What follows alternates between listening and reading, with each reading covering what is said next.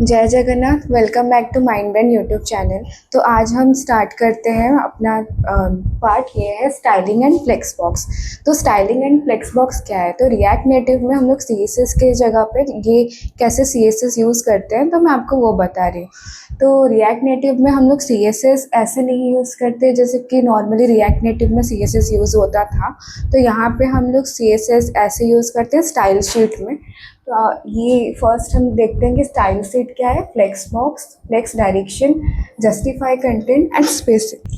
तो style sheet हम ऐसे यूज़ करेंगे कि अगर सपोज व्यू हम जैसे कि रिएक्ट नेटिव में डिव की जगह पे व्यू यूज़ करते हैं, तो व्यू पे तो हम व्यू यूज़ करेंगे और व्यू में हम स्टाइल्स को ऐसे दिखाएंगे कि व्यू लिखेंगे, उसके बाद हम इधर स्टाइल लिखेंगे, स्टाइल के अंदर हम लिखेंगे अपना स्टाइल्स डॉट कंटेनर।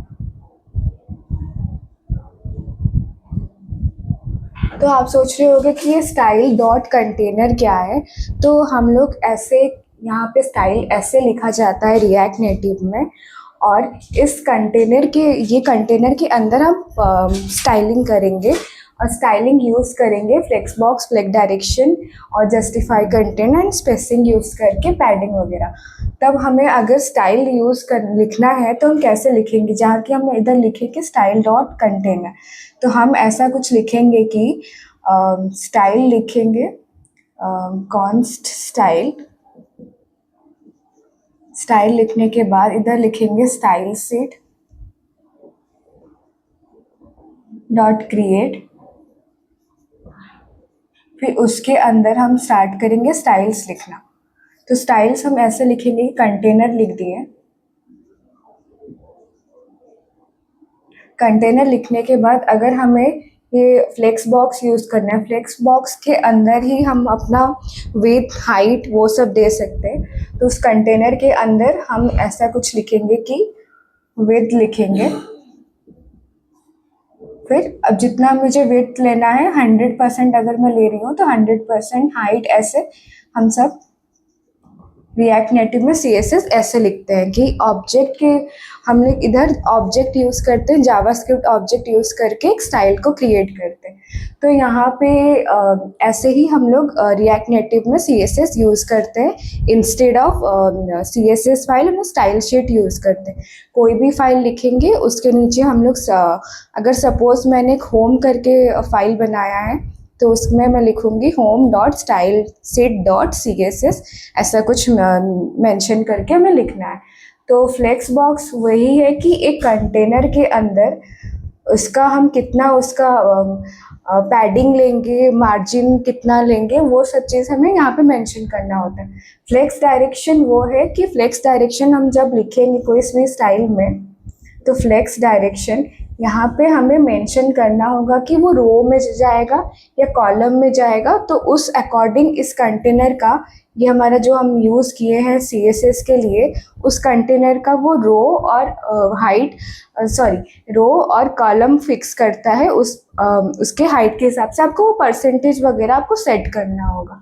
फिर जस्टिफाई कंटेंट वही है कि इसका कैसे आप हॉरिजेंटल में रखेंगे या वर्टिकली रखेंगे, उस चीज़ को दिखाया जाता है। और स्पेसिंग ये है कि हमें कोई भी, अगर मैंने एक पेज बनाया, उस पेज में मुझे कितना क्या स्पेसिंग यूज़ किया जाता है, तो हम उस स्पेसिंग को भी लिख के ऐसे ही दिखाएंगे कि इसमें कितना स्पेसिंग है। अगर आपको गैप चाहिए तो आप ऐसे डायरेक्ट लिख सकते हैं कि गैप आपको 10% देना है तो 10%, तो 10% गैप देंगे तो आपको नीचे से भी गैप वो मिलेगा। अगर आपको सपोज आपको चाहिए कि गैप कि बॉटम से गैप चाहिए, तो आप ऐसे लिखेंगे कि bottom, top bottom, top horizontal, ऐसे लिख के आपको ऐसे गैप वगैरह मिलेगा। तो ये सारे चीज़ें हम स्टाइलिंग के लिए यूज़ करते हैं रिएक्ट नेटिव में। ऐसे ही स्टाइल्स वगैरह को हम डिफाइन करते हैं। और हाँ, तो ये फ्लेक्स डायरेक्शन हम रो कॉलम में यूज़ कर सकते हैं और हॉरिजेंटल और वर्टिकली भी यूज़ कर सकते हैं। स्पेसिंग में हम पैडिंग यूज़ कर सकते हैं, बॉटम पैडिंग, टॉप पैडिंग, ऐसे हॉरिजेंटल ये ऐसे सब हम कुछ यूज़ कर सकते हैं। और स्टाइल सेट डॉट क्रिएट करके हमें कोई भी अपना ये जो भी CSS फाइल है वो वैसे लिखना होगा। और हमेशा व्यू कंटेनर है, कंटेनर के अंदर ही अपना स्टाइल करके लिखना होगा। स्टाइल के अंदर आप स्टाइल लिखेंगे और मैंने इधर कंटेनर नाम रखा है, जो कि मैंने आपको एक एग्जांपल के लिए कंटेनर यूज़ किया। सपोज आप सोच लीजिए आपको इमेज का साइज सेट करना होगा, तो इंस्टेड ऑफ कंटेनर आपका जो भी आप सेट करना चाहते हैं जिसका, वहाँ पे लिखेंगे और एक अलग से फाइल में स्टाइल्स का वो पेज बनाएंगे।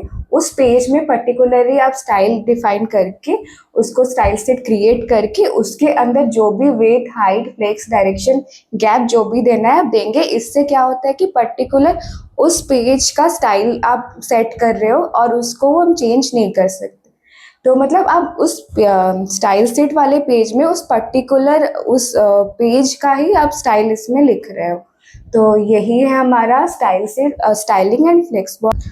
तो जैसे कि हमने आज स्टाइलिंग एंड फ्लेक्स बॉक्स के ऊपर डिस्कस किया कि स्टाइल सेट कैसे यूज़ करना है, फ्लेक्स बॉक्स कैसे यूज़ करना है, फ्लेक्स डायरेक्शन कैसे यूज़ करना है, जस्टिफाई कंटेंट कैसे यूज़ करना है। हाँ, जस्टिफाई कंटेंट में आप वो यूज़ कर सकते हैं कि कोई भी चीज़ को आप एक मिडल में रखेंगे तो आप ऐसे ही अगर जस्टिफाई कंटेंट यूज़ करेंगे तो वो पूरा एक मिडल में रहेगा, इसलिए ये जस्टिफाई कंटेंट यूज़ कर सकते हैं। और स्पेसिंग मैंने बताया कि पैडिंग और गैप कैसे यूज़ कर सकते हैं।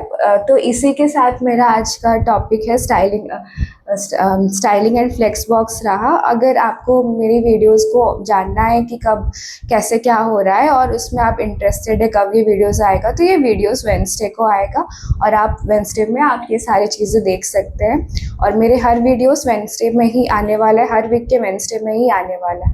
सो आपको अगर कुछ भी डाउट है, कुछ भी जानना है तो इस वीडियो में आप कमेंट कर सकते हैं।